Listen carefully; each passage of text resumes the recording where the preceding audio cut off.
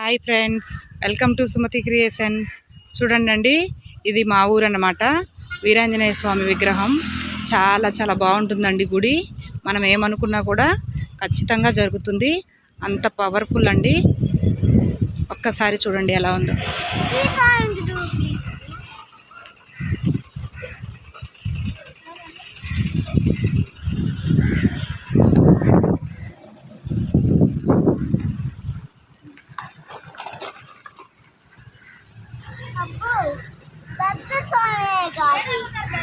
వినాయకుడు